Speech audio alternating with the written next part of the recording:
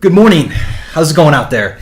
I'm Mike Brightman with Brightman Designs, and we offer design, drafting, visualization, and workflow training services. And that's really what we're talking about today is workflow, specifically Lumion workflow. So thanks for joining us. This is our first webinar in the Lumion workflow series. We've got at least 3 more of these to do, and I'm sure we'll come up with a few more along the way. But this one is all about daytime renders. So let's see. Think of it like this. This webinar is going to be the quick version of the workflow. And this afternoon, we're going to release the full-length tutorials. So this way you have the webinar to get interested in learning and understand the whole process and see it done quickly. But then you have the extended tutorials so that you can really learn. And I'm using the exact same notes, the exact same outline that I used for the tutorials to do this webinar. So I'm just going to rip through these tutorials real quick in about an hour, show you the whole process, all 1 hour long, and then the extended tutorials are full step-by-step instructions so you can really kind of follow along and take your time and learn it. So we'll release those this afternoon. Be sure that you have RSVP'd. If you take a look at our workflow series day render page at the bottom, we do have an RSVP form to fill out. So if you fill that out with your name and email, we will email back all of the videos and you'll be the first to know. So with that said, also, if you're on YouTube, take a moment to subscribe to our channel. That's another way that you'll always be informed, always know what's going on. So, okay, so here's the deal. Lumion is by far the fastest and easiest rendering program. Now, I think that even calling Lumion a rendering program is a bit underselling it.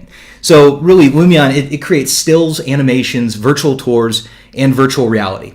But it also has a huge object library of several thousand cars and people and trees. They're all pre-animated. They're blowing in the breeze. The trees are blowing in the breeze. The cars have wheels that turn. The people are walking and moving. There's also a huge library of materials. So you're getting the ability to create all the stills, animations, virtual tours, and virtual reality. You're getting all the objects, all the materials. Lumion is really more than a rendering program. It's a one-stop shop. It's a plug-and-play solution for creating architectural presentations. It's everything you need. All right.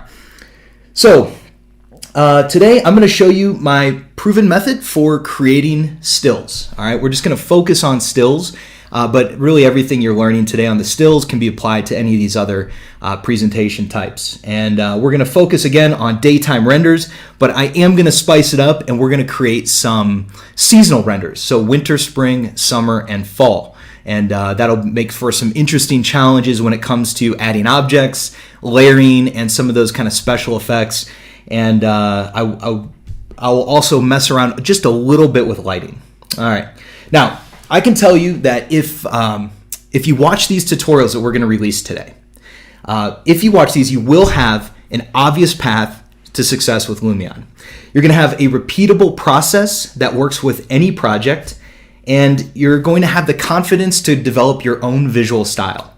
So I promise, if you just stick with me, watch those tutorials this afternoon, this is what we do day in and day out. We just create, at Brightman Designs, we knock out these visualizations all day long, and this is how we do it, and I'm about to show you. So let's get started. Okay, first things first, we need to grab a SketchUp model. So I'm going to head over to the 3D warehouse, all right?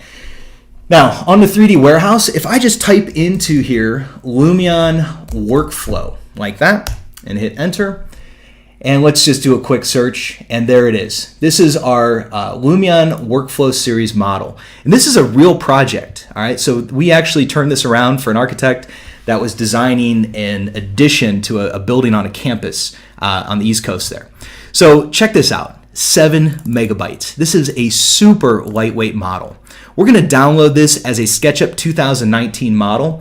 I'm going to save it in my temp folder in my webinar, and we'll just leave the file name intact, and I'll hit save. All right, so that super lightweight 7 megabytes drops into that temp folder. I'll click on it at the bottom left corner of my screen, and that way that's going to automatically open up in SketchUp. All right, so once that gets opened, we're going to take a look at how we actually put this model together. So keep in mind that you don't have to model everything, all right? So a couple tips. You don't have to model everything. You don't want to model the backside. You want to be aware of how many surfaces you're including in your model. You want to be aware of the materials and where you're getting your materials and how big those materials are. So those are all the things that you got to keep an eye on. There's a lot of different strategies for that, but I just want to make the point that like this campus building, it's a 7 megabyte model. I mean, that's tiny. All right, so I'm going to click on Design. That Design tab at the top left corner, that's what really lets me see the SketchUp model. This cover image is what I did for the thumbnail of that model, so it shows up as a Lumion rendering. But if you click on Design, you can really orbit around and take a look at this model. It's super lightweight, super snappy, and you can see that we did not model the backside. We were on a deadline. This is where you work on fixed fees and you need to get things done and out the door. So we're not going to waste our time agonizing over everything on the backside. We know that we need a couple shots from like here, here, and here. Something like that, So only model what you need. All right, so this is the SketchUp model, and we have a ton of tutorials on SketchUp at sketchupforprofessionals.com, and you can learn how to model like we do as well. But for today, we're talking about Lumion. So let's split our screen and hop over into Lumion, all right? So I want to show you how easy it is to get your SketchUp model over into Lumion. So this is Lumion right here. When I click to start a plain scene, that's going to fire up a brand new scene like that. And the thing about Lumion, I mean, it's just this blows me away every time that like the lighting, it looks like it's supposed to. It's not like a black background with a bunch of meshes and boxes and dialogues. It's just a super clean program that's very intuitive and easy to understand, really. All right. So all I need to do in SketchUp is click this button. It says Start Live Sync. This is the Lumion Live Sync toolbar. When I click that play button, it drops my model over into Lumion, and you can start the camera sync, and now you can see that my model is ready to rock and roll. All right, so I can always kind of adjust my camera views and take a look. And on a webinar, it's tough because I'm splitting my screen, so this isn't like the most valuable view, but I'll tell you, this is super handy if you're doing a presentation and you can max out your Lumion screen and then on the monitor for everyone to watch, and then max out your SketchUp screen so you can move around and present. So anyway, what we're going to do now is get this model put into place. So I'm going to maximize my Lumion screen, and I'm going to select that model, and let's see, we just want to move it straight up. Okay, so one way to do that is if I back up a little bit, I can see the node here. I can move it straight up above the ground plane. So I don't want to have anything conflicting with that ground plane. Now, what I always do is I use this type in command. So I click there, and then I set the Y dimension to be 5. I always set my models at 050. The reason I do this is so that if I'm going to import other models, like let's say I build my site in SketchUp, I need to pull in a building from Revit, and I've modeled a piece of art in Rhino. Well, I can merge all those in, and if I know the base point, it makes it really easy to pull all those models in together and drop them in place where they're supposed to be, rather than eyeballing it. It's got to be perfect. So 050, that's where it's at. Okay, so then the next part of this is going to be for getting our model set up is I'm just going to kind of float. Well, let's zoom in and take a look at the bottom here. Where our model meets the site. Now, I really want the Lumion terrain to kind of mound up. And so I'll go to my landscape tool, go to raise, and my brush size, I can make that a little bit bigger. And I think the brush speed is probably okay. And see, I can just kind of drag along here and set up I'm gonna reduce my brush speed just a little bit. All right, so we'll go and just kind of drag all the way along here and just get that Lumion terrain to kind of sync up with my building. And it's okay to like zoom way out and just kind of go through here. And I don't have to be real precise with this because first off, I'm not going to see that back side of the building, and I'm really going to frame my views in such a way that like, I'm going to see only what we want. I'm only going to show what I want to show. All right, but let's go zoom in on this. And what I'm trying to do here is if like I set up my view to be, I know that this is the view I'm going to use, is some roughly like this. And what what kills any sort of view in any rendering program is when you can see that horizon line. So I just want a little bit of a mound here so that I can build up my landscape, build up my trees, and kind of cover that horizon line and make that a little bit easier. So that's really what I'm getting at here. All right, so let's see. Let me double check my notes here, make sure I covered everything. All right. And the last thing I'm going to do in this portion is I'm going to adjust our sun and change the heading. There we go. I want to get those shadows kind of falling on the front of the building there. Cool. All right, so our design model is imported. We use that Lumion Live Sync. That's super easy just to kind of kick it from SketchUp straight over into Lumion. And now we need to start texturing. So what I'm describing, like just to take a step back and look at the big picture here. We import the model, we assign materials, and then we add entourage objects, and then we work with effects. All right, so that's the steps we're going through. We've completed this first step of pulling our design model in. We're good to go. We've got the environment kind of mounted up, and it's time to add materials. So let's do just that. Hop back into Lumion and add some materials.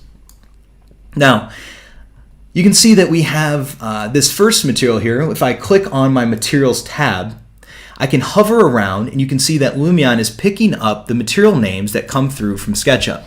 So here you've got a material called blue glass. Now, if a material has the name glass in it, it's going to automatically show up as Lumion glass. All right, so I always go after glass, grass, and water. And so we've got our glass taken care of automatically. Let's get to our grass. And I'll just give you a quick pointer here. This is what I always do with the grass is I push the grass down by like an inch or two and let my curbs kind of pop up. This and also my sidewalks and all that. That way my grass isn't just growing like right at the same plane as my sidewalk. I think it just looks better if the grass is pushed down just a touch. All right, so we always push our grass down an inch or two. I click on the material. And if you remember from old versions of Lumion, we had this landscape material. Now, landscape, that was great for the first 8 versions of Lumion, but now where we're at, we've got our nature, 3D grass, and we have all of these different 3D grasses that are absolutely spectacular. So super cool. We've got like, we've got wild grass, clean cut grass, different mow patterns. And honestly, like row grass too, that seems to be the one that I go after the most. And I'll show you a few little tweaks that I make to the grass usually. And that would be, I'll make sure I'm on there. I double click on my row grass and I always make the grass size a little bit smaller. So I like cut that default in half, make the grass length a little bit higher, and then maybe use my grass cut and just trim the grass just a bit.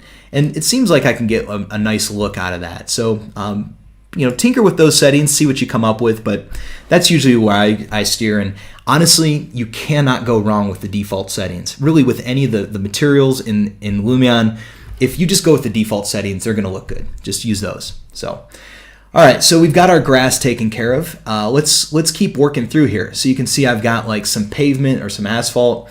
We've got these white striping. So check this out. I'll click on our blacktop new. I'll go to outdoor and then go to asphalt. On page 2, we have this asphalt wet. Now, I'm really psyched to not use the wet asphalt anymore because we have the new precipitation effect. So I'm going to show you why you don't really need this material that I used to use all the time. We're going to go with just a standard kind of cleaner, just dry asphalt, I suppose. So we've got like a worn asphalt and we also have a new asphalt. So I'm going to go with worn and double click on it and do a bit of colorization. And let's see if, you know, just make that a little bit more darker in color. So I think that looks pretty good. Maybe even a little bit more on there. And, you know, let me try our new. Yeah, you know, I do like the new better. So I'm going to colorize that, make sure that it's pretty dark, and we're in good shape. All right, now you can see that like the asphalt has, the asphalt's taken care of, but now we have these white striping here. So what I'm going to do is I'm going to hit this menu here on my material, and I'm going to copy the properties of that asphalt material. Click on this material, make it a standard material, just that way I get this menu, and I can hit the menu and hit paste. That's going to match the properties. It just dumped those same asphalt properties onto the white striping, and now I'm going to colorize 100% and make it white. So this way, I have my white striping that matches the same properties as the black asphalt. So good to go there. Next, let's work on this concrete, all right? So like I have the curbs as one material, and then I have all of our kind of sidewalks on a different material. So I'll click on my curbs here, and let's make that a standard material. And I don't want any gloss, and I don't want any reflectivity. But what I do want is I'm going to want a normal map. So if I click that, and then you can see the relief, you can really see the shadows happening on this side here. So we'll do a better demonstration with the brick, but maybe just a little bit of relief. And then I'll go over here to my weathering. And I always give pretty much every material a bit of weathering. It doesn't need a lot, but so there we go. And then we can round the edges of our concrete. So hopefully that's coming through real clear. I mean, going from like a super hard-edged computer model, and then you just round those edges and it looks like reality. That is, it wouldn't be that super sharp edge. All right, looking good. So what I can do is, again, I can copy these properties, and then I can click on my sidewalk, make it a standard material, and then I can paste my properties there. And we're good to go. Sweet. All right, so then let's see. We've got our asphalt's taken care of, our concrete is taken care of, and our glass. And let's take a look at our brick. All right, so let's just kind of zoom in and get a good look at our brick.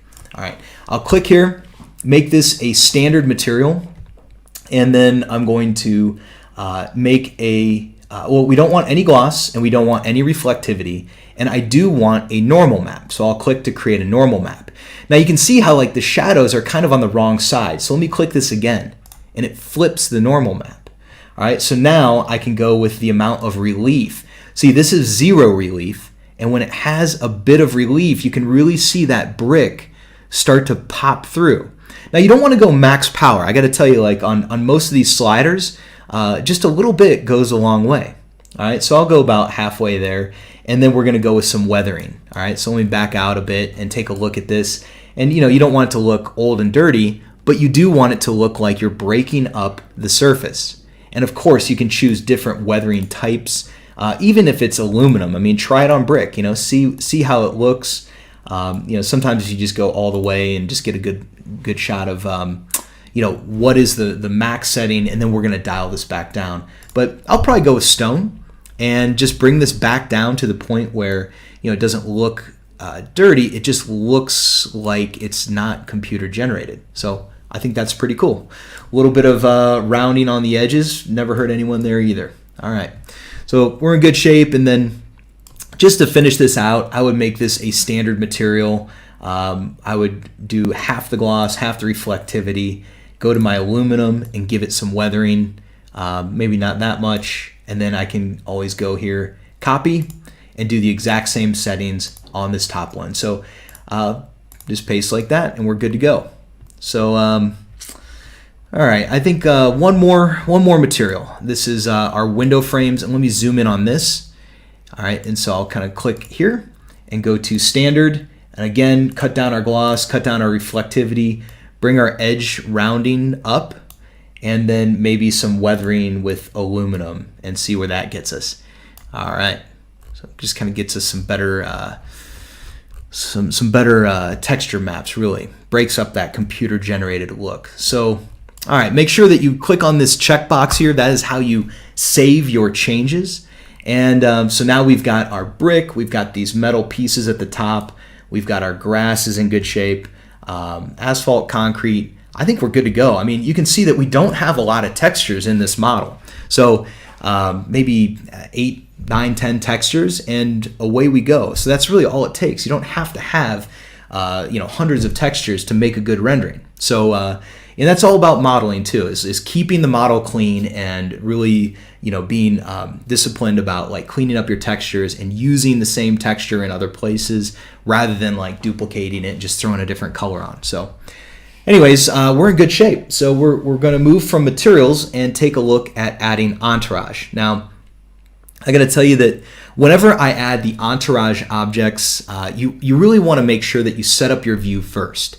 So we're gonna set up our camera angle, and then we're only going to populate the areas of the model that are showing up in our camera view. All right. So during this demonstration, we're gonna add some layers, and we're gonna add an import layer, and that's where all of our imports land. And then we're gonna add, and these aren't my standard layers, but what we're gonna do for this one is gonna be all seasons, and then winter, spring, summer, and fall. That way we can have different looks for each one of the different seasons and add those seasonal objects to the appropriate layers. All right. So first things first, let's hop back into Lumion and add some layers. All right. So we'll move over to our Objects tab. On the Objects tab, I'm going to go to the top here, and you can see that we have 5 layers. All right. So we can add in, I'm going to rename my layers. I'll call this one Imports, like that. And then I'll click on layer number 2, and we're going to call this one All Seasons. And layer number 3 will be Winter. And let's back that up. So Winter, and then Spring, and Summer, and Fall. And we got to add a layer. All right, so we'll go to layer number 6 now and call this one Fall, like that. Perfect. Now, you can see which layer is active because that active layer, it kind of lingers behind. So right now, layer number 6 is active, and that layer is Fall. All right, and then if I select an object like this imported model, you can see it should be on Imports, yeah, because that's the layer that we started on. So Imports is live. All right, so anything that I import goes on my Imports layer. All Seasons is going to get things like our cars, and then each of the different seasonal layers is going to get people that are either wearing shorts or they're going to be in a winter coat, and then also seasonal objects like leaves and some lights too. We'll goof with that. All right, so we're in good shape. We've got our layers set up. So right now, it's kind of nice about Lumion. It's pretty easy to just kind of throw some stuff in your model and then relayer it after the fact. So right now, I'm really going to work on summer. That's kind of the rendering that I'm going to focus on. So we'll start there, and then we'll move things around. So we need to add a couple of different object types. But before I do any of that, I want to go over to photo mode, and I'm going to pick my view. All right, so I kind of showed you guys that view already, and we're going to go here and set our focal length for exteriors. I always double click on this slider, hit backspace a couple of times, and then type 35, enter. All right, so this way my focal length is at 35, and that's just kind of a good, it's like more in tune with the way that we see the world. And so that way your renderings don't look super distorted or like a fisheye. All right, and then you can always click set eye level at 5'3", and you can click to set your kind of eye level at the horizon essentially. All right, and then so I'll just snapshot the camera, and we can always tweak this around, but I just want to kind of get something in place where I'm seeing the whole building, I'm seeing only the pieces that we modeled, and I might even just kind of back out into the right a little bit just to catch a little bit more of the parking spaces, because that's going to make some decent context to fill this in, and then I'll snapshot that view. All right, so whenever you're in this view, you can always click on Build with Effects, and that kind of gets you right back to your image, and now you can populate your image. And if you kind of move your image around like that, you can always get back and then hit Build with Effects again. So that's what I've been using a lot lately to make sure that I'm only populating the parts of the model that I really need. All right, so I need to populate with some trees back here. We're going to go with, I think there's some oak trees and back here. So let me go to, I'll just go to Build with Effects. That's fine because we don't have any effects right now. It's pretty lightweight. And I'll kind of zoom up like this. And you can see that like I need to populate this area back here and I need to populate this area back here. All right, so I can go to my place mode, and I can go to my nature library, and let's go first with the search and type in, I'm going to type in oak. Let's see, is that what I wanted? And I think it was elm. I think that's what I was going for. Yeah, this is the one that I worked on and in the tutorial. So we'll go with American elm 2. And so now that one is ready to be placed. And you can see, basically, I'm going to like layer it all in right here. So you could be real meticulous and, you know, place these all in there. Or what I like to do, especially when I'm kind of layering the landscape on, is hold control.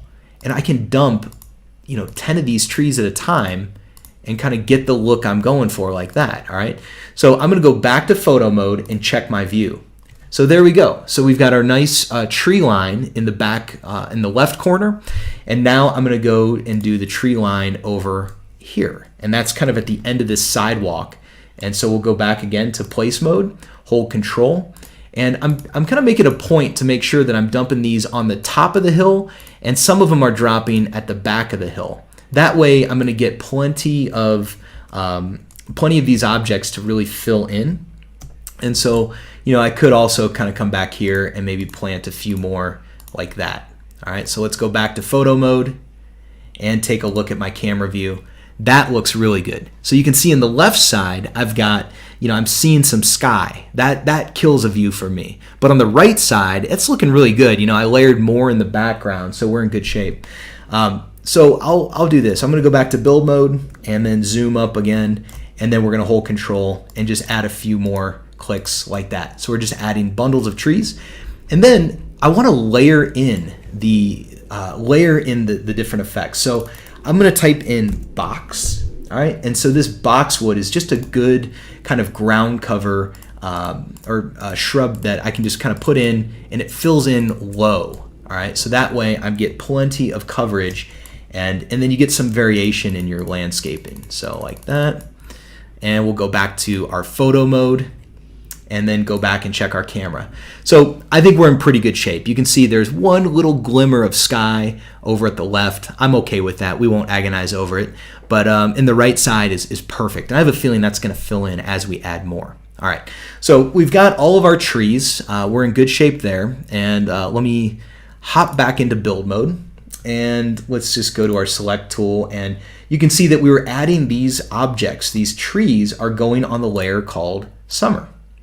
All right, so that's where those guys live. Now, the last part of adding some trees in is we really want to add some more ornamental trees. So I'm going to go back over here to our photo, and we're going to check this and go with build with effects. And then I'm going to go to place, and I'm going to type in linden. All right, like that, L-I-N-D. And here's like a small common linden. All right, so you could use that. This one is a little bit bigger. And so I'm just going to kind of place these where I think they'll look pretty cool. Something like that will be nice. And see, this is going to be my view, so I really want that tree to be like kind of right at the side of my view. Maybe I'll go, and I'm just kind of checking over here. Maybe I'll go with like this smaller one and plant the tree lawn. Yeah, maybe something like right here would be good. Like that and like that. Of course, any of this stuff can change, no problem, like that. All right, let's check our view. I'll click return to photo mode, and here we go. So you can see that the one tree on the left-hand side, that one probably needs to move a little bit closer to me. So I'm going to use that move tool and just kind of slide this thing towards the corner there. Looks good. All right, let's check our view again. And of course, I could adjust and move my camera around. But I'm pretty satisfied with that as far as like filling in with the background landscape. So I used the mass placement or the cluster, I used cluster placement by holding control and clicking. And that's how I dropped 10 trees at a time. So I dumped all those trees in the background. And then I used the boxwood to kind of layer in the shorter level and fill in any sky that was peeking through.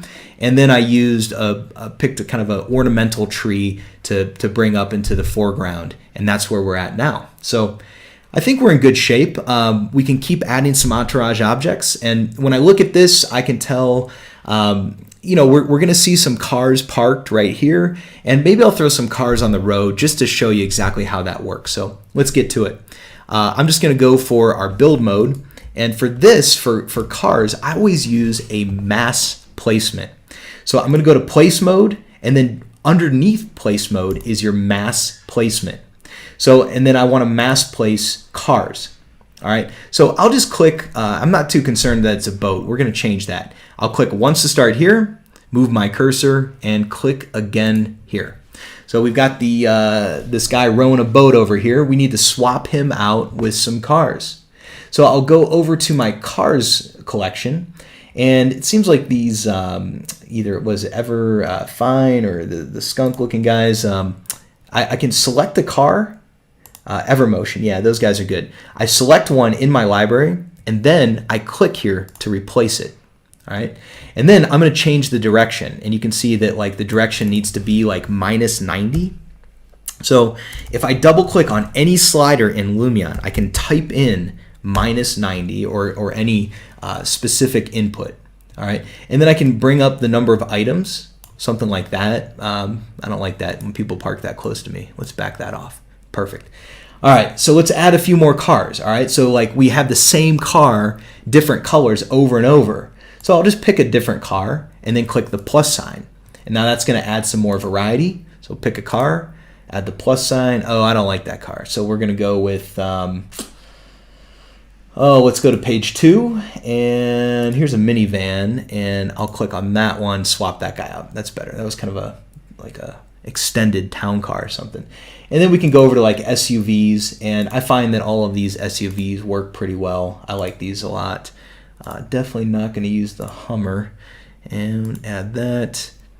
And really when I'm looking for cars, I'm looking for things that are not going to stand out. I don't want a Hummer in there because that's going to be just really obvious and standing out. But if you're rendering an army base, sure, that makes sense, but not for college campus here.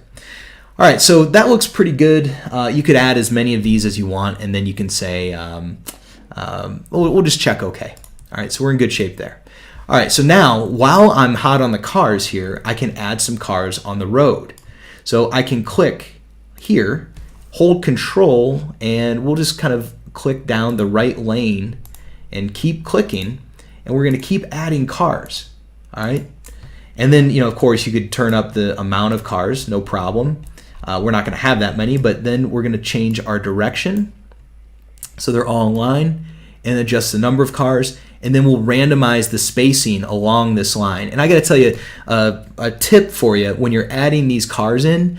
I do kind of tend to add a bunch of cars. I'll add more than I need, and then I'll come back with my delete tool, and I'll just kind of thin them out and make it look the way I want to. All right, so that looks pretty good to me. I'm good with that, and then we'll just click again and hold Control, and we can do the right lane.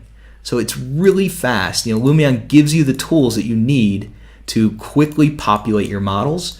And if I want to add some cars parked over here, no problem at all. We'll just go like that, and then change our direction. If you remember, that was -90. And then we'll adjust the number of items. We'll back those down, take away the spacing, and check OK. Let's go back to photo mode and check our view. So you can see not all of these cars showed up, but we do have some cars right here. You could thin those out, and let's see if we can adjust our view just a little bit so we can catch a little bit more of our context. So that's kind of cool, catching the cars off in the distance. And let me back up just a little bit more, and we're going to delete these cars that are kind of in my way. So I'm going to snapshot my view and go.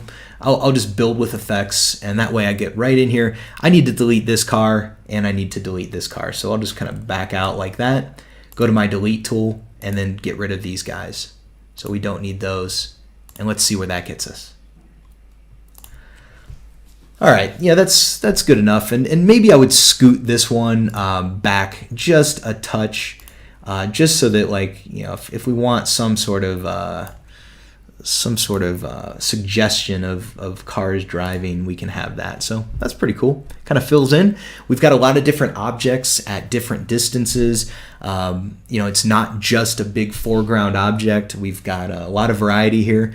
But the thing that we're missing now is people. All right, so let's drop some people in here, and we're going to do the same technique. We're going to use the mass placement tool and get a nice variety of summertime people and just do some mass placements real quick. So let's hop back in and do that.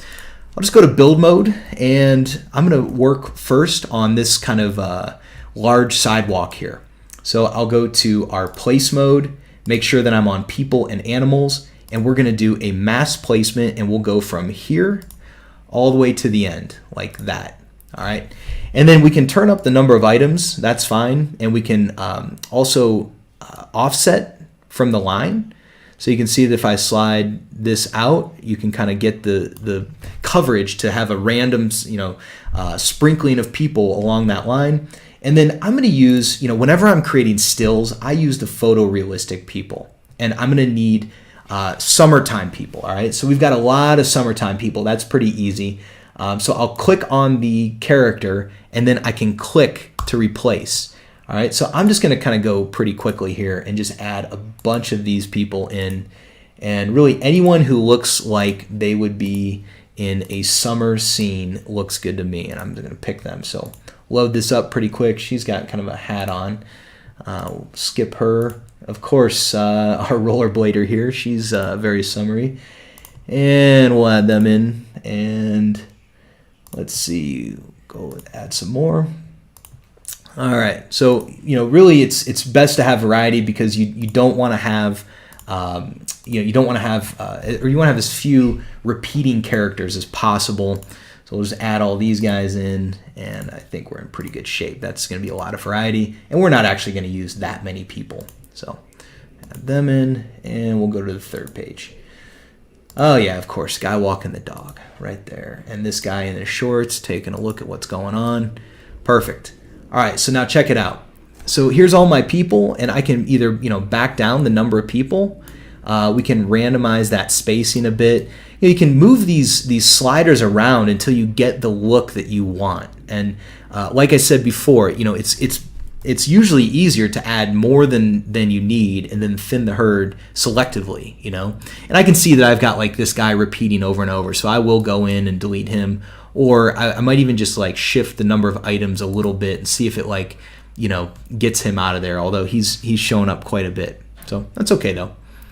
All right, so that's cool right there. I'll check okay. And then again over here, I'm gonna just zoom out and I'll say from here, and I can hold control and I can just move right down that sidewalk like that. And we can even go to the end, just like that. All right, and then I'll kind of get back over here to my camera view like this, and then you can choose, like how many people do you want? We definitely don't need that many. Man, this guy looking at the sun just shows up constantly. I like that, these two walking across the crosswalk. All right, so I'll click confirm, return to build mode, check my camera view, and see where we are at. All right, so I think that's perfect, looking good, and I'll scoot this group of girls here to the right maybe. And so to do that, I usually go to build with effects, and we'll just scoot them over here like that and check.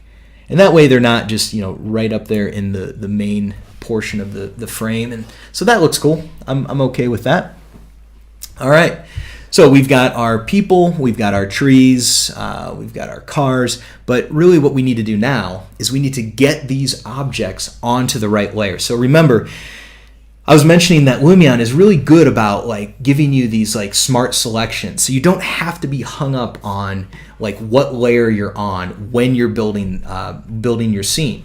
So what I'm going to do is use some of those advanced options, like selecting identical objects and selecting all objects in category. And that way we're going to make some quick, smart selections, move things to the right layer, and we'll be on our way to rendering with effects. So let's do that. Let's get this layered up. All right, so I'm on my Objects tab, and I'm on the Select tool.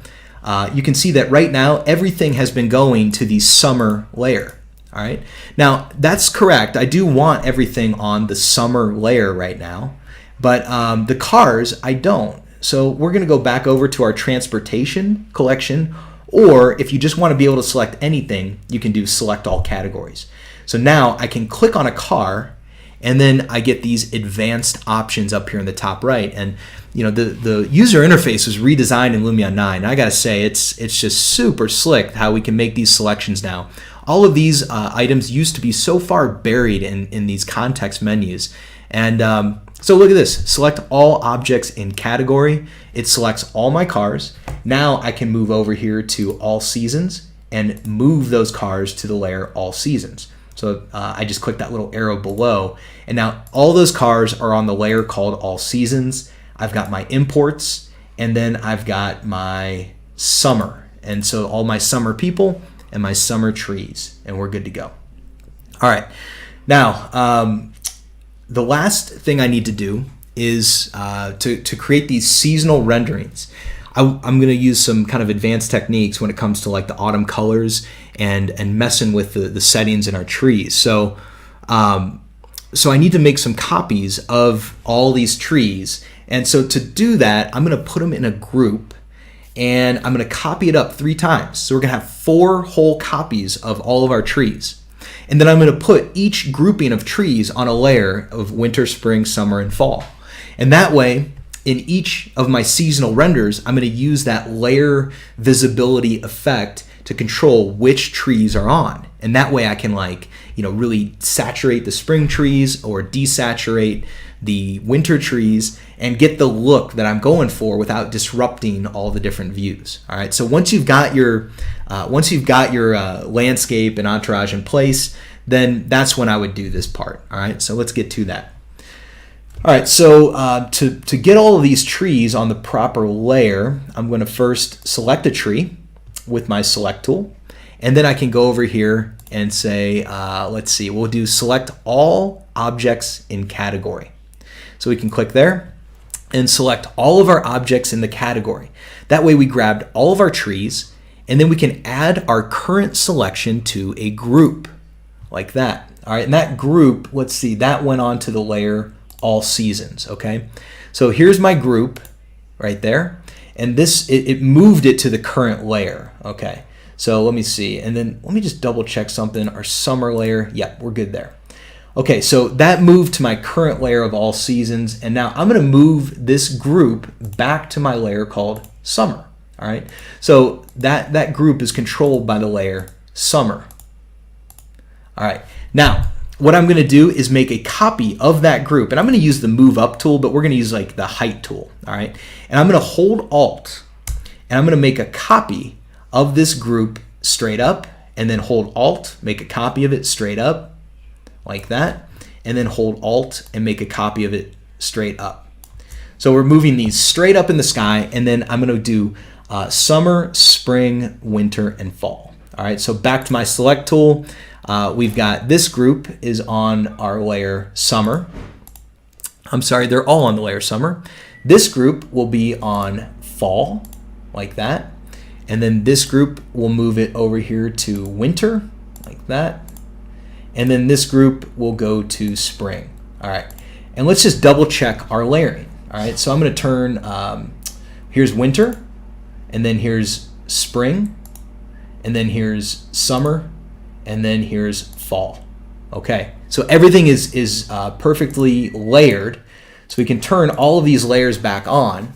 Now what I'm going to do is I'm going to move these objects back into place. And if I select this first group that I made, take note that my type in setting, the Y dimension or the Y input is at 0. So all I need to do to drop each one of these groups back in place is just put them back to 0. All right, and now they're all sitting right back where they're supposed to be, like that. All right, now let's just go through our layering one more time. We'll turn everything off and take a look, because now we have all these duplicates. So you've got winter, and then you've got spring, and summer, and fall, just like that. All right, but I'm going to leave on summer. Okay, so summer, the summer layer is turned on, and our all seasons layer is turned on. And so that's going to lead us into creating our first seasonal render, which is going to be the hazy summer. All right. So in this next portion of the webinar, we're going to build some with effects. We're going to create a base effect stack. Now, this is a little bit different than what I've done in the past. I'm going to just take all the effects that I use every time and create like a base effect stack, and then I'm going to tweak it for each winter, spring, summer, and fall. So the first thing I'm going to do is load up all the effects that I know I'm going to use on each one. And I might tweak the ones that I know that I need to tweak for all of them, but I'm not going to make it into a seasonal render yet because I want to have this like fresh start, this base effect stack that I can just load up without having to add all those effects every time. All right, so let's do that. Okay, so now in photo mode, I'll go over here to photo mode and click on my camera view again. And let's see, sorry, let me go to build and I'll just turn on my imports. That way we're in good shape. All right, and we are going to mess with our layering too. Okay, so we're going to add all the effects. I'm going to move kind of quick through this one. So we'll just add an effect. I can tell you that the first effect that we always add is a real sky. That is what sets the mood. And then I would probably adjust my heading just to get it to look, kind of where I want it to be there. All right, so that's cool. We won't go too far into any of these. So if I add a real sky, then I know that I need to have skylight. We want that one turned on. Let's add another one. We're going to go with shadow. These are going to be exterior shadows. I always dial Omni Shadow all the way up, no matter what. And I always turn on my soft shadows because look at this. I mean, here's like the hard shadows. Here's the soft shadows. I mean, that is outstanding how much better that looks. And then fine detail shadows, I always want those turned on in all of my renderings too. I might tweak the brightness. Sometimes the shadows get a little bit dark. But that's pretty much what I do for every single render, whether it's regardless of the season.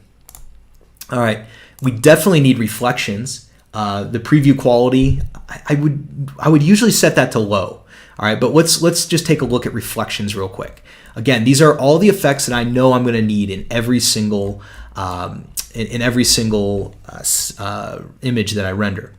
All right, so check this out. Here's the need for reflections. When I go by here.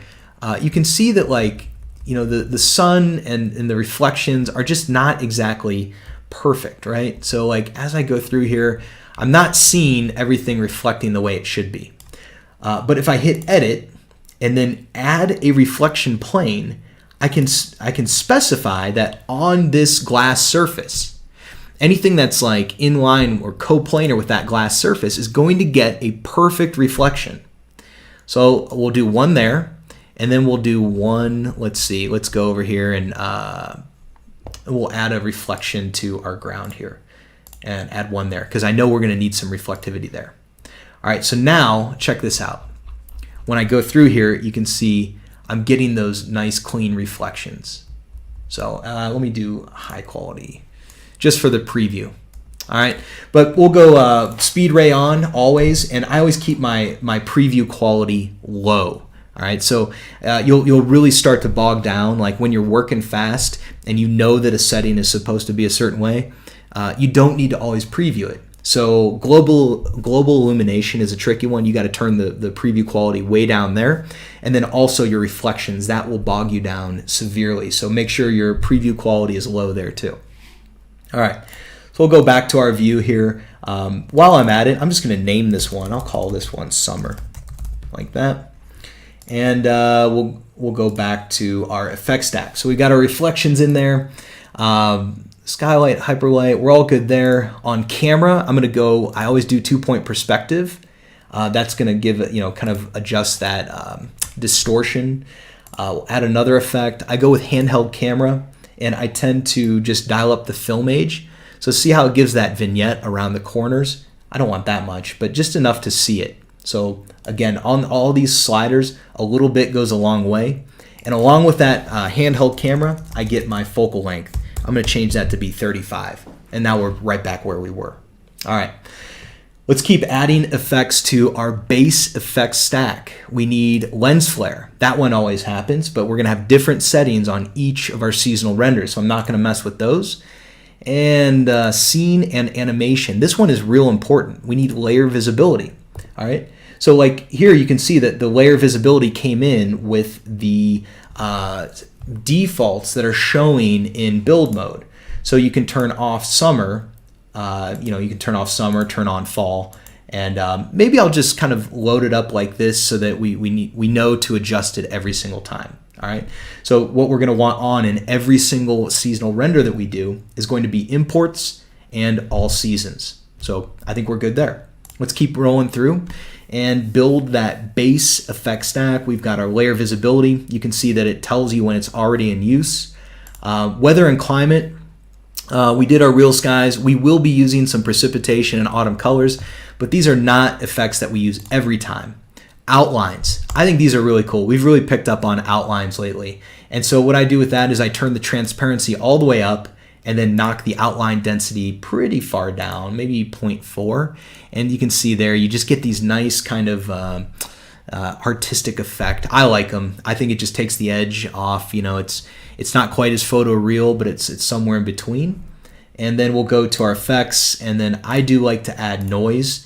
The intensity, you definitely don't want it max power. You really just want it enough to kind of see that it's happening, and in my opinion, it looks cool. We'll do that.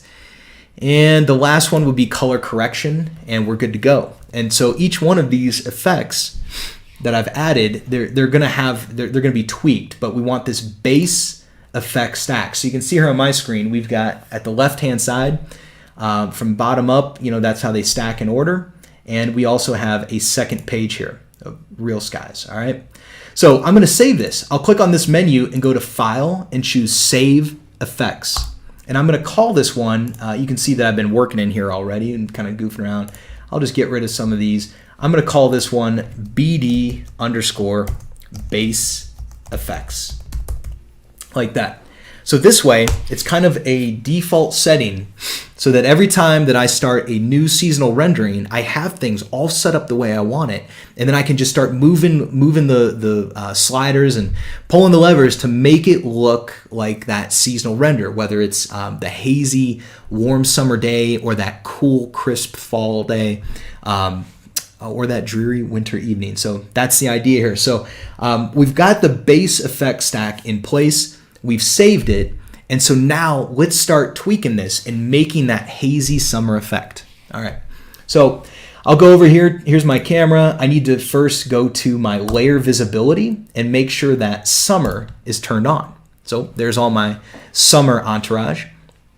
Next, let's go back to our effect stack and let's just start at the bottom. All right, so real skies. I didn't spend much time on here, but you can select a real sky, and I'm pretty satisfied with the one that we're on when it comes to a summer day. You could also make the argument that like a clear day would be good for that hazy summer feeling. I like that too, and the clouds kind of landed in a nice way. And of course, you can adjust the heading any way you like.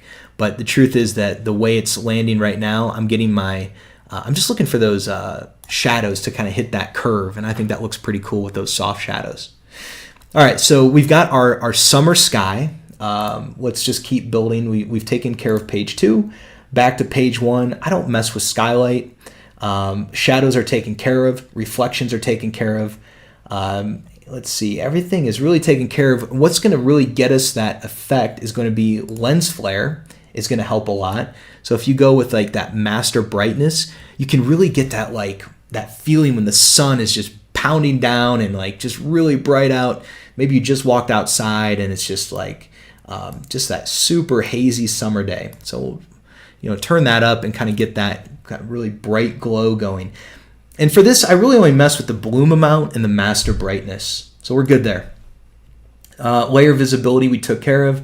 Outlines, noise, and then the last piece of this is going to be color correction. And I would lean towards a warmer feel on this image. So to get that really warm, hazy summer day, we're going to just warm that image up. Again, just use these things sparingly. I think that looks pretty good. All right, so we're in good shape. That is our hazy summer effect. I'm going to go to my menu and click File and choose Save Effects. And I'm going to call this one BD underscore, and we'll call this hazy summer and hit enter. Save that one for later. When we save our effect stacks, that way we can just load them in whenever we want, either on this project or another project. Easy to tweak them. You don't have to reinvent that wheel every single time you make a new rendering. So we are good to go with our hazy summer. Up next, we're going to set up a crisp fall day. All right, so let me check my notes here. Let's do that. So to set up a crisp fall day, we're going to want to we're going to need to move over into build mode, and we are going to flip our summer layer off, and we're going to turn on our fall layer. And we're going to add some seasonal objects to the fall layer, and then we're going to start a new camera, load up the base effect stack, and then start going from there. So first things first, let's paint the picture using that Lumion object library to tell the story of a crisp fall day.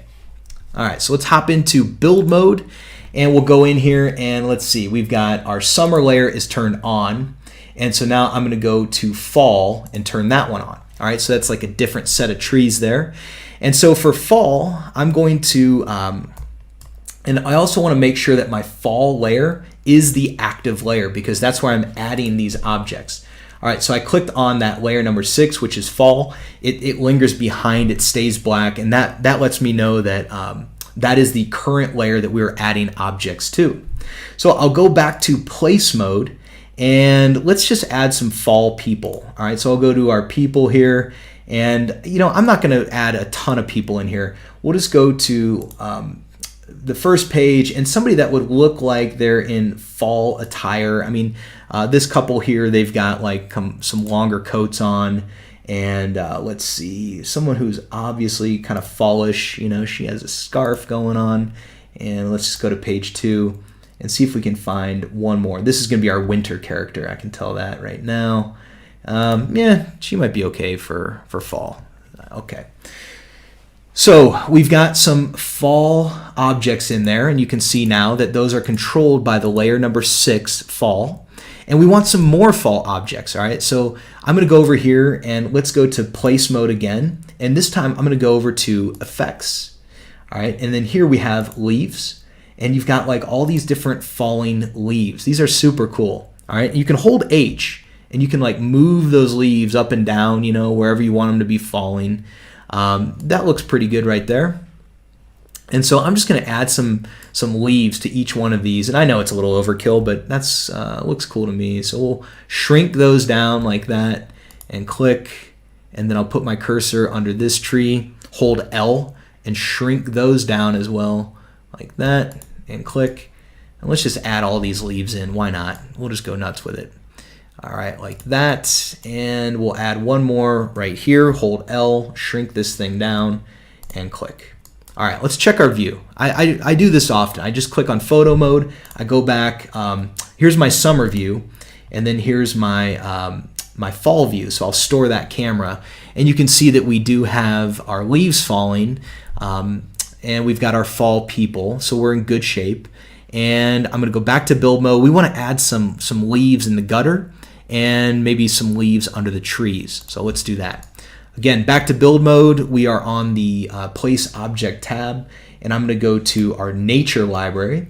And on the nature library, we have a leaf collection. And here you can see we've got like birch. Those are kind of cool. Maybe I'll go with the big one. Again, I'm just kind of exaggerating. And I did find that like when you're adding these leaves in here, you need to like lift them just a little bit up. They kind of fall below the grass. So, it's not too far. Something like that seems to be better. All right, like that. And we'll just add these in. Yeah, it's fine. I'll click there and just kind of scoot around and click here and here and here. Okay, so there's all of our leaves. And then again, if you just search around in here, we've got like elm leaves lining the gutter.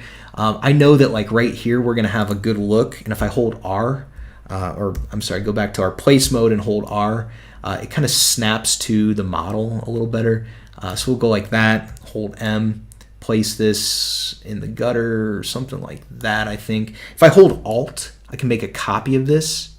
And then if I hold R, I can kind of spin it around like that, and then hold M, And if you hold shift, it'll lock it like on the y-axis like that.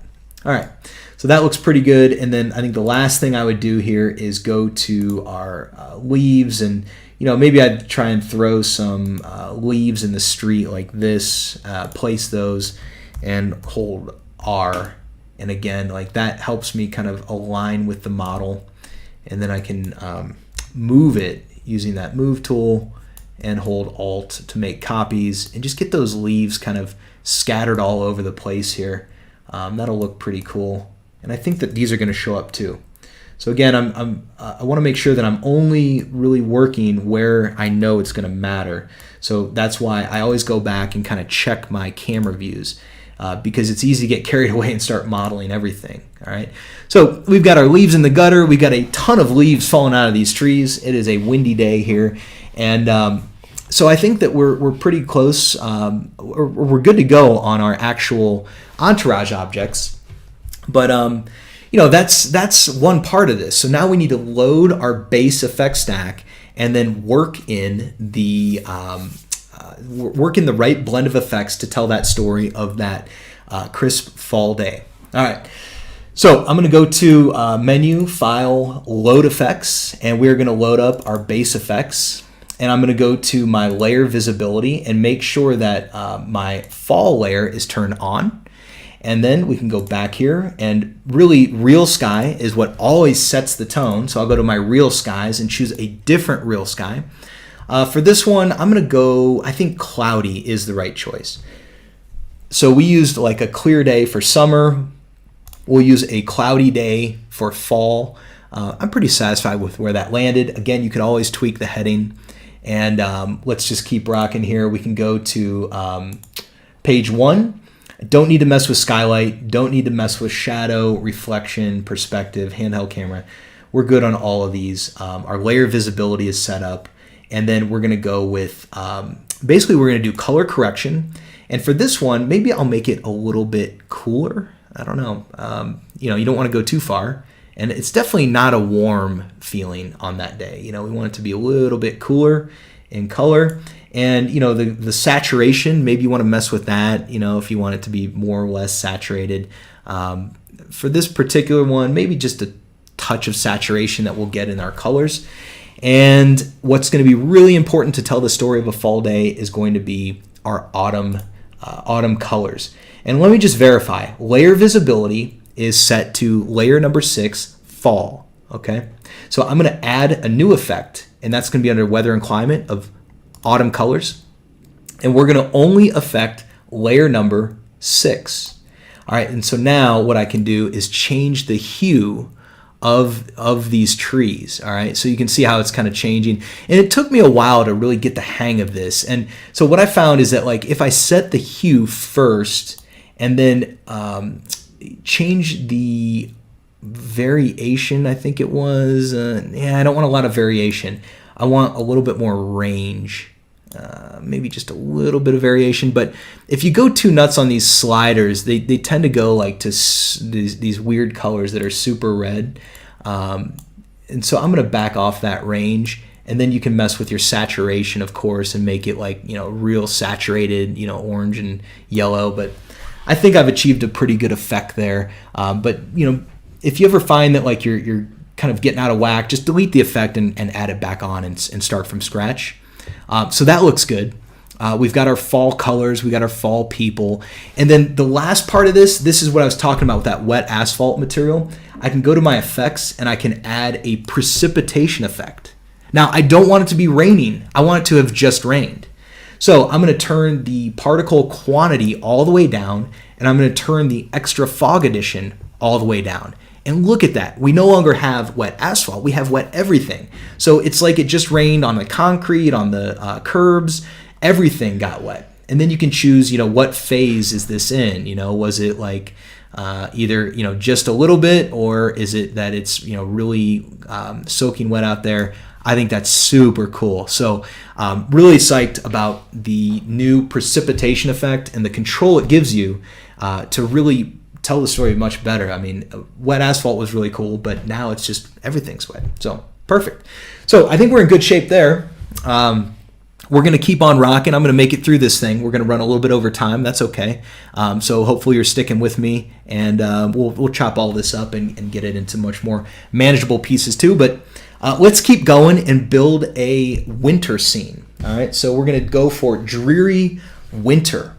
So I'm going to pick my next camera, and we'll just start there, and let me just kind of do an intro on that. The dreary winter scene, we're going to run it through the same process. All right, we're going to go into build mode. We're going to adjust our layers. We're going to add some seasonal objects to the winter layer, and then we're going to load up our base effect stack, and then we're going to tweak it to really sell the idea of a winter evening. All right, so let's get to it. All right, first things first, we'll go to build mode, and I'm going to adjust my layers. We don't want to see fall anymore, but we do want to see winter. So winter is turned on, and I'm going to make sure that winter is my active current layer. That way, any object that I add right now is going to be controlled. The visibility is going to be controlled by that winter layer. And really, the only thing I need to add right now is going to be a person. I'm just going to go to my people and animals collection, and I think I called her out earlier. There's this one character who does look like she's ready for a storm. Where did she go? There she is. So we'll go here and place our winter character there. And I don't think there's two. I know there was like one or two others that were pretty decent when it comes to like really bundled up. Let's see if I can find that. Anyone else real quick. She's got a hat on. That's cool. We'll put her right there. And yeah, it looks good. All right, so again, you can always go and check your views. You know, make sure that you got your people in the right place. And again, I'm going to duplicate this camera. So here's our fall camera. Snapshot here. Head over, and there's my winter scene. Okay, so we're in good shape. Let's get this winter scene built, and then we're going to drop some lights and really make this thing like warm up and glow. All right, so first things first, I'm going to build, go to File and choose Load Effects. Load my base effects up like that. And then we need to go to our layer visibility, and we need to turn on our winter layer. All right, so there's winter. All right, we'll go back out here, and always the real sky is going to be what sets the mood. So choosing a real sky from our overcast collection. This overcast 2 seems to be a pretty nice effect. All right, so there's the storm clouds looming in. You know, we've got a nice snowstorm that's going to happen. So let's go to our precipitation effect. We'll go over here to precipitation.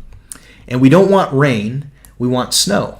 So look at that. How easy is it just to scoot thing, just move that slider over, and now the whole ground is covered with snow. My rain turns to snow. Really slick. All right, so we are definitely going to be on a snow scenario. And then the precipitation phase, that's where, you know, you might want to play with this a little bit. And if I hold shift, I can move slow down the movements of that slider and really dial in what I want. And I found that, like, you know, you don't want it to always max, like, you know, everything's white covered with snow. Maybe you just want it to, like, you know, show through a little bit more like that. That could be kind of cool. And you can see that, like, the plants now block, which is super cool as well. So whether it's blocked by plants a lot or a little, and I find that just a little bit, just enough that like some variation happens under the trees is perfect for me. Now, part of that precipitation effect is this extra fog addition. That really starts to like block out our real sky. So I would bring that back just a bit, you know, and I want to be able to see that the real sky is happening there. And I think that's looking pretty cool. All right. Now, let's go back to our effect stack. We've got our shadows, reflections, really all that stuff is good. This next part, we're going to use autumn colors to desaturate our trees, because right now they're looking green. All right, so we're going to use the autumn colors effect to pull the color completely out of the tree. I've heard this question a lot. You know, can you get the trees to lose their leaves? That doesn't work. We need to just desaturate them, and then they'll have snow on them. It'll look right. All right, so let's do that. I'll go to first off, double check my layer visibility. Winter is layer number 3. All right, so I'm going to add my autumn colors. Autumn colors, I only want it to affect layer number 3, and I'm just going to desaturate those trees.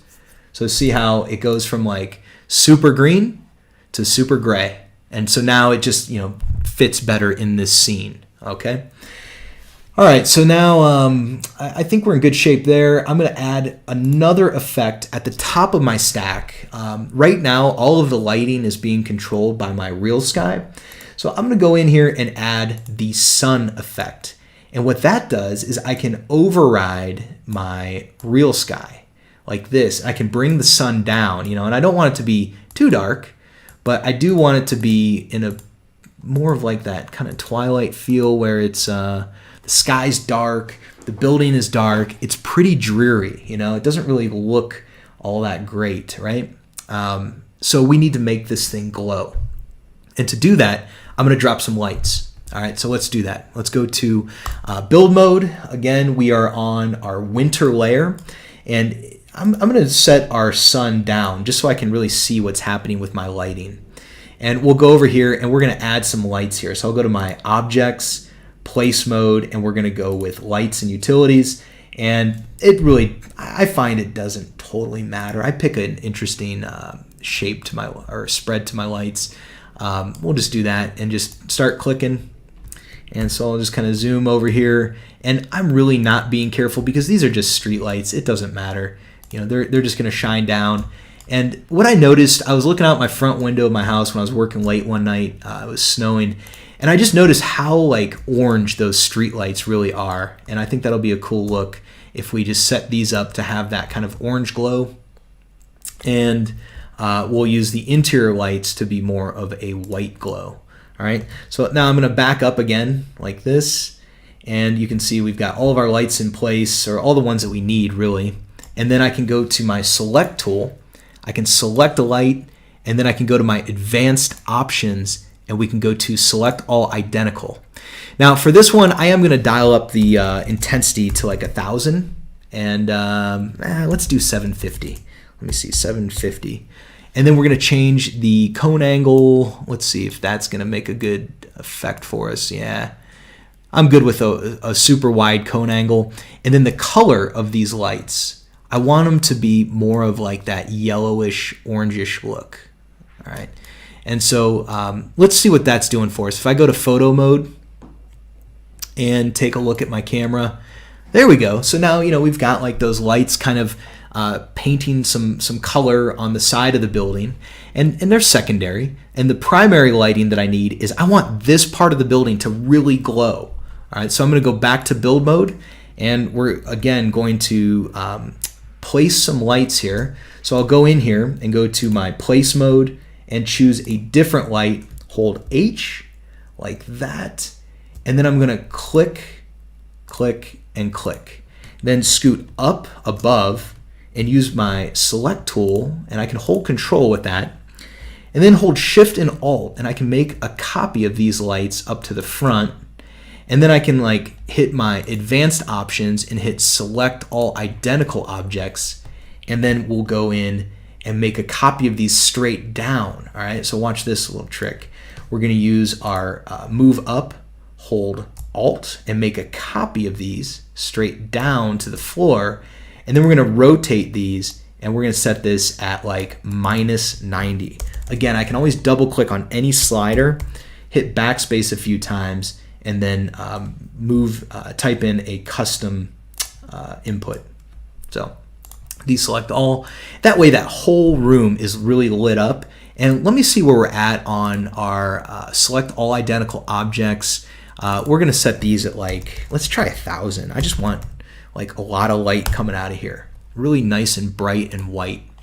So we'll go back to our photo mode and take a look. So now this is starting to shape up. It's a pretty dreary evening, but our building is glowing and inviting us in, right? So let's really let's go further with that. And I think to do so, we're going to use our lens flare, and so we'll dial up our master brightness, and I think that is a super cool look. Getting more bloom, more master brightness, that looks pretty cool to me. And color correction, Let's see, we'll go there for color correction, and maybe the whole thing should just be a little bit desaturated. That's a lot. Here's a little bit. And maybe, on an image like this, I would go in and add the exposure effect. And I can tell you that the exposure effect, I usually add that in at the very end. And that's where I say, I just need it to be brighter. Like everything I'm doing, it's just a little too dingy. And so something like that, I think will probably print well. And then I would go back, let's see, that's good. And exposure, yeah, I think that we're in pretty good shape. The last thing on precipitation is like the particle size, let's really make it wintry, get all those snowflakes dumping, and we're in good shape. So that's pretty cool. Right on. So that's kind of everything for a winter scene. Now, all right, trying to move fast here. We've got one more to do, then we're going to wrap it up, and I am going to take some questions. We went through a dreary winter scene, and next and final is going to be a wet spring morning. So I was out there yesterday morning, and it like hailed and dumped rain overnight. And it was truly that wet spring morning, and took a photo and just kind of like looking around, seeing what that's all about. And so we're going to really recreate that look now. And it's going to be largely based, again, it's close to summer, but we're going to like oversaturate our trees. We're going to we will use rain. And then I think we do have a character that has an umbrella. So that's going to tell that story of that kind of like cold, rainy, cooler, rainier morning. So let's get to it. Same process. I'm going to hop back into build mode. I'm going to bring our sun up like this, and we're going to go to our objects again and take a look at our layers, and we're going to turn off winter and turn on spring. All right, and then make sure that spring, spring is our active layer. So you see I just clicked on the number 4 and made spring our active layer. Let's deselect everything. All right, so any of the objects that I add into this model now are going onto that spring layer. And to really tell the story of spring, I think the only thing that I'm really concerned about is getting somebody in there with an umbrella. And that way it looks like, when it's raining, we've got the right look. So even though I think she's using the umbrella for sunshade, we're going to go with rain. And let's see, we'll just put this gentleman over here walking his bike. I think that might be okay. And then I don't think there's anyone else with an umbrella. So I think we're good. Sometimes, you only need one character. That's really okay. So we've got our umbrella people in there, and let's see. Let's check this out. So I'll go to my camera. I'm going to snapshot my view, and then take a look. And so you can see that that's pretty good. We've got her in the foreground. But if I click Build with Effects, it's going to put me like right in that view. And if I just kind of stay still here and don't move my camera. I can move her. I want to kind of do a free move and maybe just move her off to the side just a touch like that. And let's see how that looks. All right. Cool. Okay, so same deal. I'm going to go to my menu, File, Load Effects, and we're going to load our base effect stack. All right, so there's our base effects. And now we're going to go to Layer Visibility, and we're going to turn on our spring. So that way we're only messing with the spring scenario. And let's kind of move through this one pretty quick. Again, we'll go to our real skies, and that's what truly sets the mood. We'll go to morning. And let's go with like a cloudy morning. Now I'm going to slide the heading around like this and see if we can get, I've done a few of these because I made the tutorials already, but getting like the sun kind of in the frame was really a cool look. Let's see if I can do that on the fly again.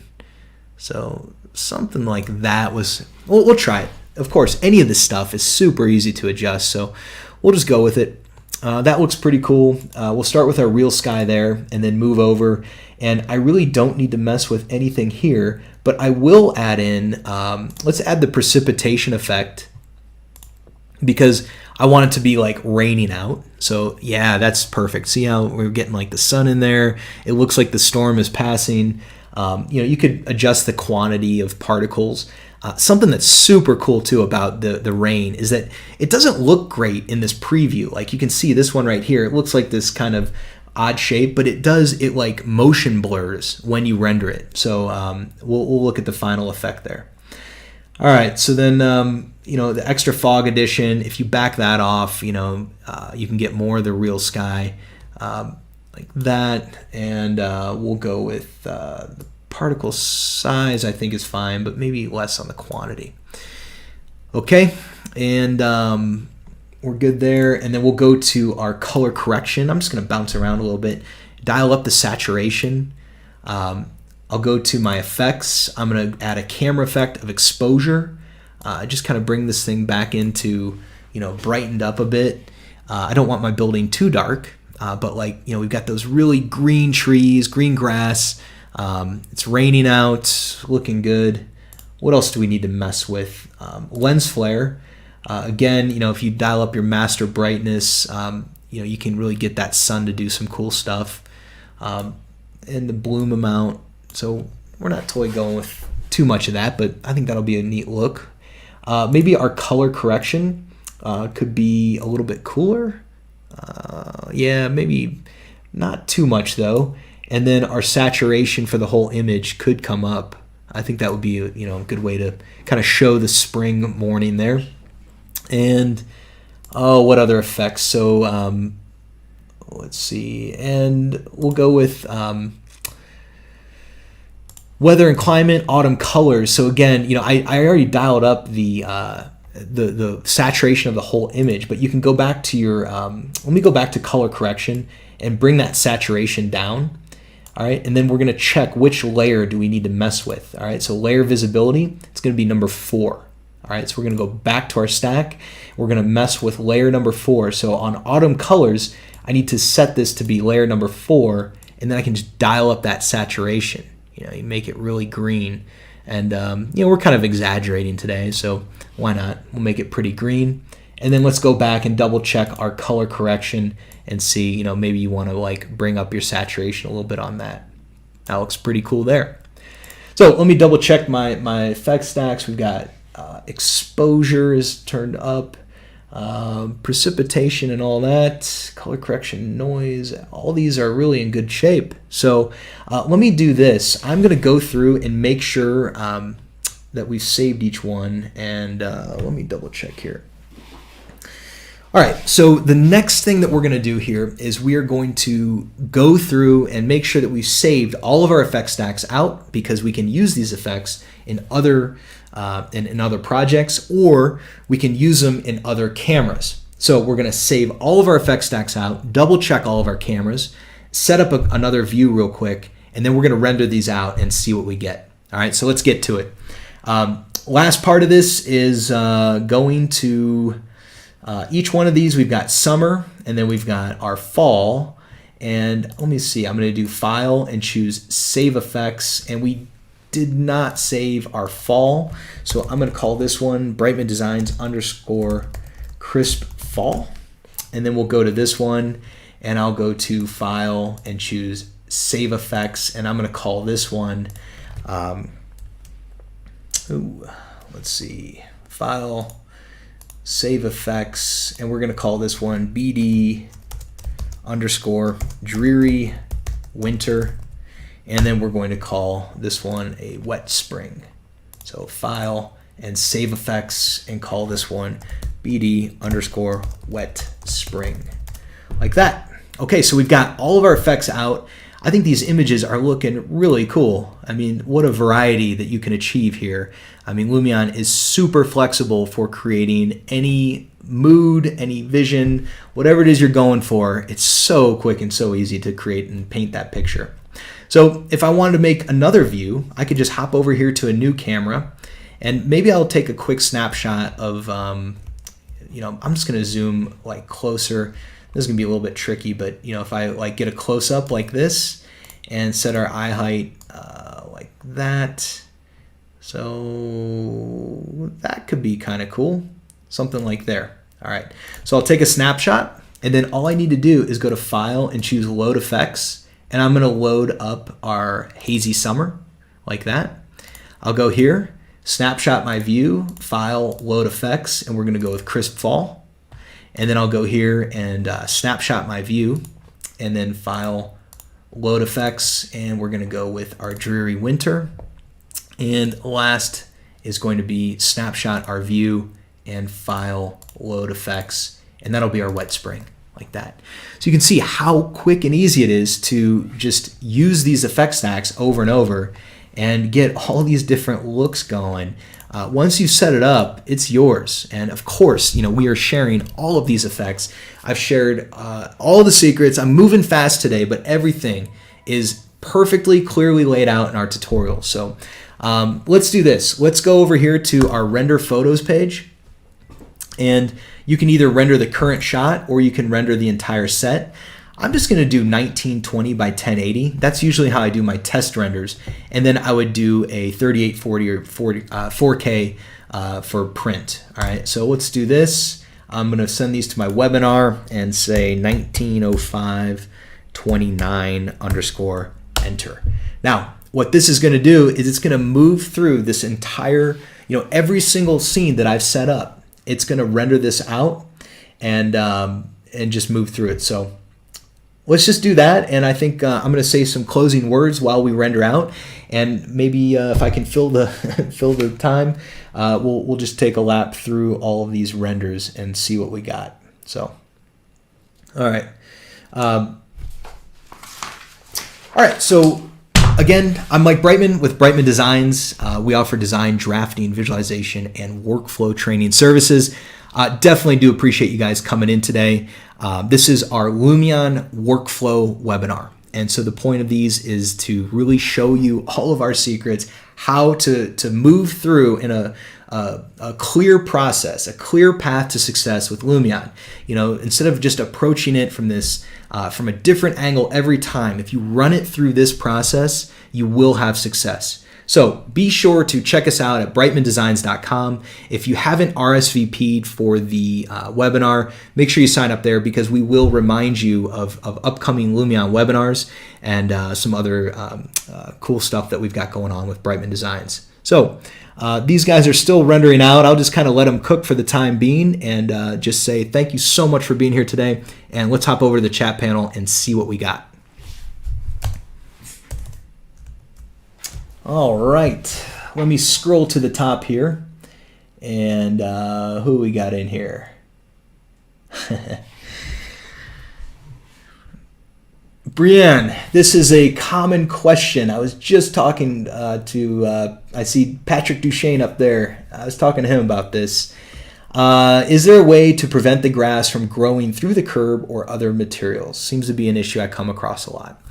Well, I can tell you that there's a few different settings that you can mess with on that. And in general, like the grass does have just a little bit of an offset, enough to get over into your other materials. But I mean, when I look at this rendering, that's going on in the background here, and it doesn't bother me. I guess I never get so close to a curb that I'm hung up on, the grass actually showing up. So I think that pushing the grass down by 2 inches, that definitely helps. Let me just hop over into SketchUp, see if I can show you some stuff while that renders, which is probably not a good idea. But I'll just zoom in on our curb here, and you can see that I've pushed the grass down. So that's how I always do this. And maybe you even want to exaggerate more than this. If you go 2-3 inches down, then you can make the grass length taller, and maybe you can turn off the bending force and the gravity and get it to grow straight up.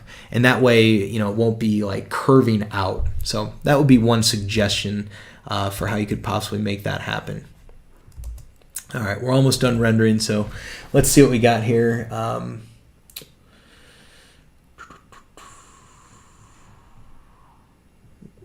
This is, I'm working with Lumion 9.3.1.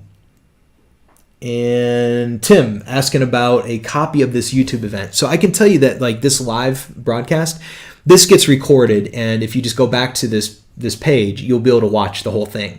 But I can tell you that we are going to take this live broadcast, we're going to re-chop it up into smaller bite-sized pieces. Those pieces are going to perfectly match the tutorials that we are going to release. So when all is said and done, you're going to have you're going to have the webinar, which was pretty fast. It was like the entire process in about an hour and 20 minutes or so. And we're going to chop those up, so you'll have like the quick condensed version, the Cliff Notes. And then I've already recorded all of these tutorials. And I was in the studio, I was sitting there explaining it at a very instructional step-by-step pace. So we have 2 versions of the same tutorials, quick or step-by-step follow along. So if you have RSVP'd, we will send you an email. And also those are going to be live on our brightmandesigns.com blog. And that's the RSVP page that you've been seeing over and over. So that page is going to turn into the final home of all these tutorials. So, all right. And Alex asking about an RTX. Yeah, definitely. You can render with an RTX. That's a good card to get. Let's see. It needs more fog. Yeah, you just slide things around.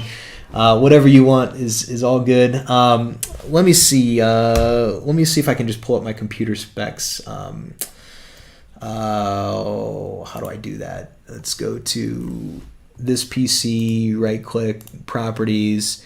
So these are my specs for this current machine. And I got to tell you, I just bought a new computer. It's going to be done at the end of this week. And we've got a 20 RTX 2080 Ti, so I just went for it. Got the best of the best. But these are the specs I'm on right now. I do have a 64 gigs of RAM in the new machine. And check out this page. This is pretty cool. If you go to your web browser and type in, let me see if I can just do Brightman, my rig. We made a page specifically for this. So whenever you're curious what machine I'm running, this is my desktop computer. These are all of the specs. And then this is the laptop. This one might be just a little bit out of date, but we'll get all these updated because I am getting a new machine and just kind of keep you informed on what I'm running. So if you just do a Google search for Brightman, my rig, you can see what I've got going on. So yeah, this machine has a 1080 Ti and 32 gigs of RAM. When you're selecting a new machine, the processor is always good. Spend money there, but don't go nuts. It's all about the graphics card. And to pick a graphics card, you got to go to videocardbenchmark.net and take a look at the high-end cards. And then you can see that like the 2080 Ti, that's way up there, and it's at a reasonable price. All right. So like the Titan RTX 2500, like I'll take the 1100, get a little more performance. Or you might say, look at the bargain, 2080 is only 680. So that's pretty cool. And I can tell you that I did also buy a 2070 to upgrade another one of our machines. And I don't know. I mean, I guess I could have gone for the 2080, but it was getting a little bit spendy on everything. So anyway, those are my specs. That's how you find what we're running at any given time. All right.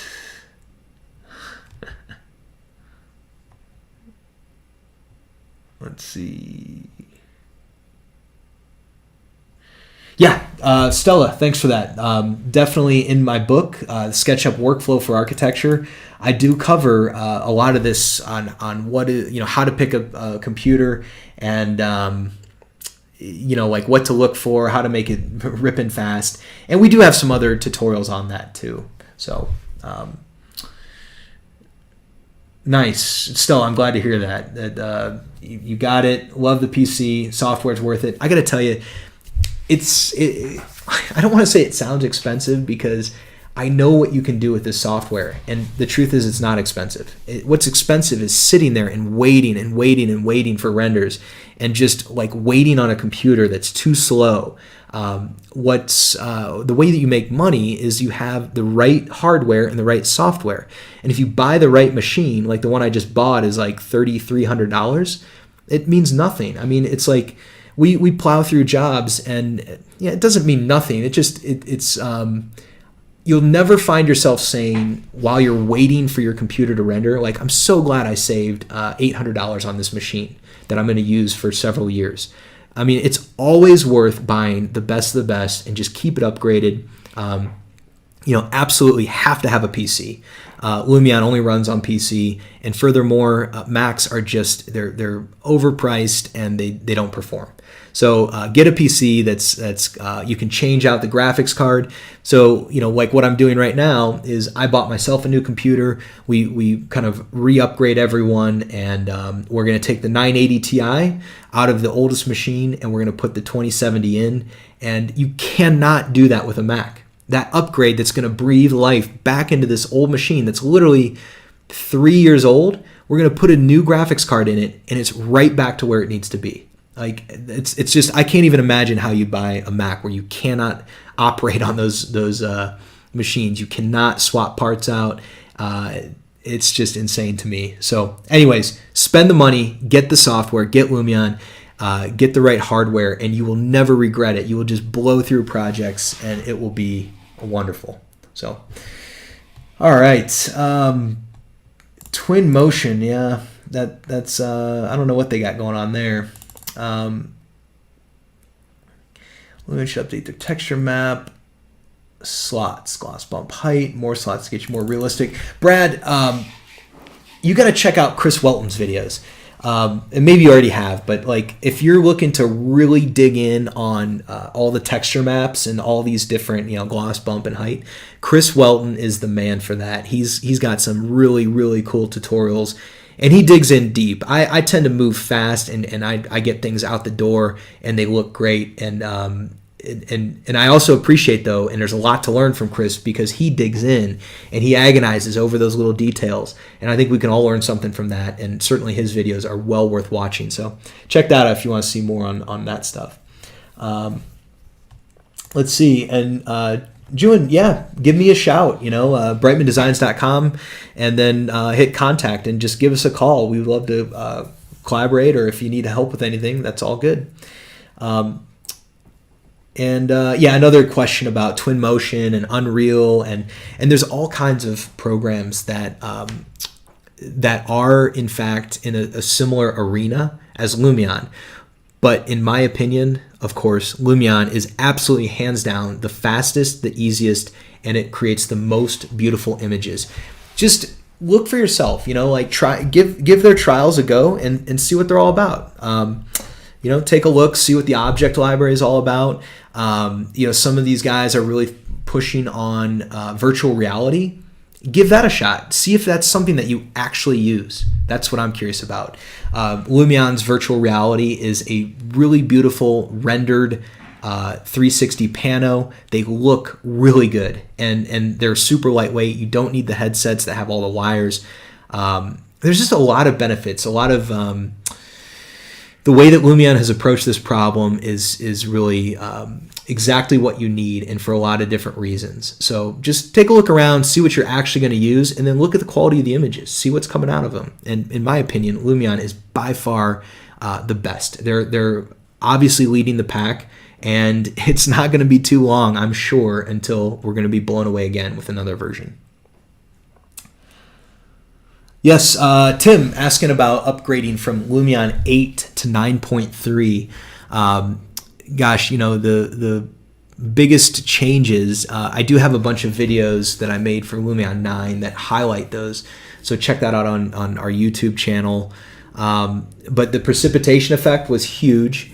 There was a redesign of the user interface, which I definitely appreciate. There's a lot of advantages to that. Gosh, it's been a while since I made those videos. What else was new in Lumion 9? What other effects? Let's see. We'll say okay. I just can't remember all. What you should do is go to check out our YouTube channel and, let me look at this. I'm going to go to my blog here. And let me see if I have like a Lumion 9. I think we probably commented on that. Oh, Lumion 8. So we don't have a blog on it, but it's on our YouTube channel. So that's what I'd say is just take a look at there. And I know I made some really clean. Oh, I'm sorry. 3D grass was huge. 3D grass and precipitation. Those were like the biggest advancements.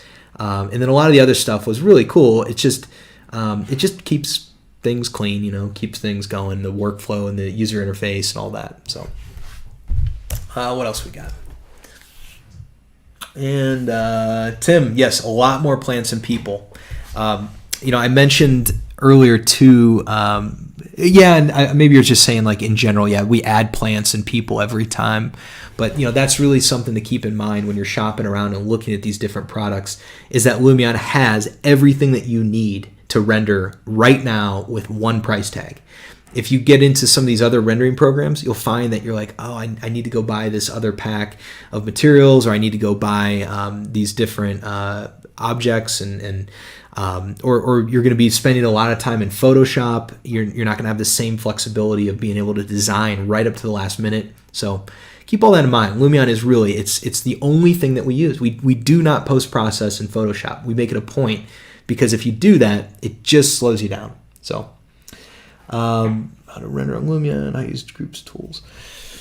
And then, for sure, we do have Juin asking about making a video on modeling in SketchUp to render in Lumion. I've heard really good things about our gastropub tutorial, and that one is on our blog. And I know it's towards it's a little older, but it's still super relevant, and especially when it comes to modeling in SketchUp.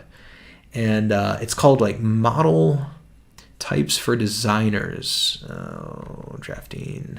Let me see. I might have scrolled by it. I'm kind of moving fast here. 3D model types. Oh, well, let me see if I can search. No. But if you check out, so I'll give you this pointer.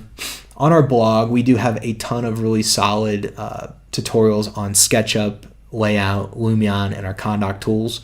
I think that we're going too old. I missed it, but it's there's a great. Here it is. I'm sorry. 3D model types for designers. This one is our gastropub tutorial. This is like definitely the workflow, and it covers from what type of SketchUp model are you building. Why you make each one, how you like turn it into a render ready model, and then down below we have all of our SketchUp tutorials, and we have all of our Lumion tutorials. SketchUp tutorials, those are super relevant, but the Lumion ones, maybe they need to be updated. It's been a couple years, but those are really cool. And then another place that you should look for some really good resources is on our tutorials page. And on the tutorials page, we have pretty much every single tutorial that we've ever made. It's all in here, all in one spot. And you can sort by Lumion and then load more and just kind of cruise through here and what do you feel like learning about today? You can just kind of pick all these different categories and see all these tutorials that we've made. All right. And so Brad asking a good question. Oh, I'm sorry. Let me scoot up a little bit. We got a few more. Can you demonstrate the photoreal billboard material? That might help with using other people. Absolutely. So Enrique asking a question about if I go in here to build, and I don't know if I have something readily available, but I'm going to place a new imported model. So we're going to import a new model, and I'm just not positive if I have something ready to rock and roll, but let me see if I can find under components, and we're going to go with entourage and people and 2D photoreal. And let's see, I think we can just use Karen and import her in there and say okay. All right, so I've imported a SketchUp model, all right, like that. Now, this is just a SketchUp model, and so when I orbit around, she's just kind of this like flat material. So we need to go to our paint bucket or our materials and click on her and make her into a billboard. that is how you get a lot more variety in your renderings. And so I can tell you that we did start a project, a separate internal project of taking photographs of people, and we're not giving up on it yet. We've got a ton of these 2D cutout people, and so I think we do have a blog post that has like a starter pack on it. So maybe we'll look that up and throw a tweet out there or something, or a Facebook post, and let everyone know that like those are still available. But that's how you use the billboard material.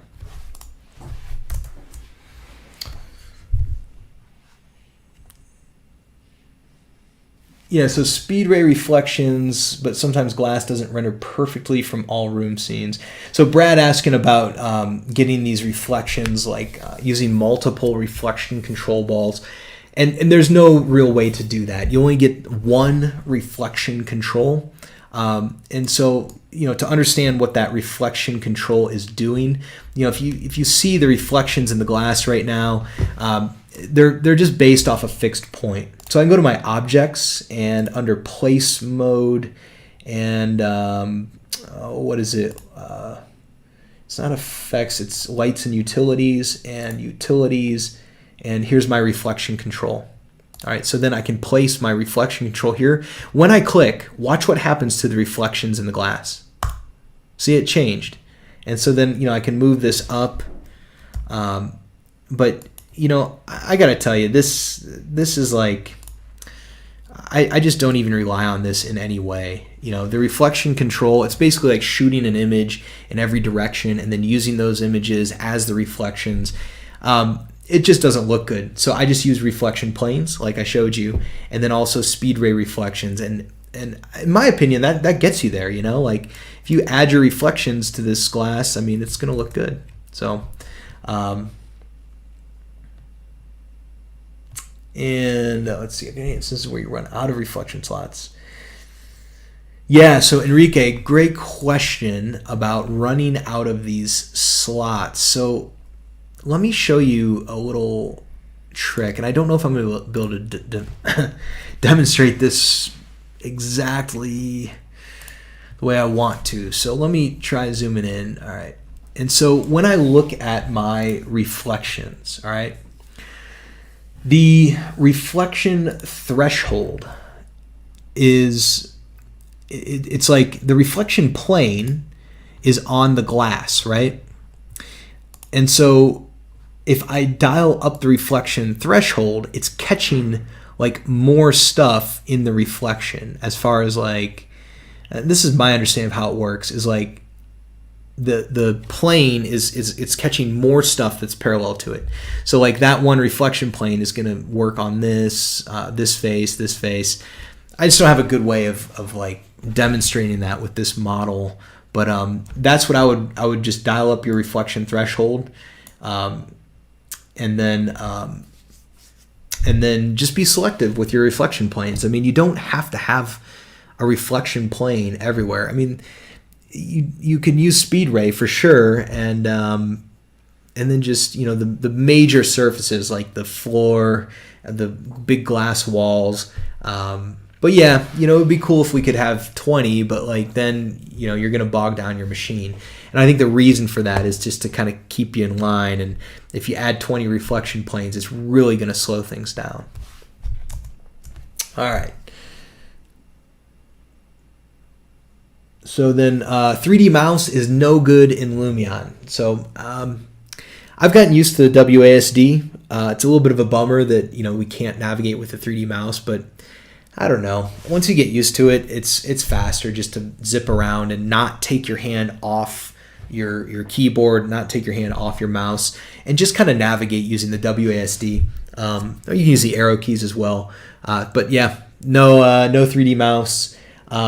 And then also, Julian asking about the flicker reduction. If you have battling faces there, you can dial up your flicker reduction. That's there is a setting there in your reflections, but where I wanted to show you is like, and I don't have like a, we modeled this in such a way that there are not flickering faces, but what you can do is like pick a material And where is that? I haven't used it in a while. Flicker reduction.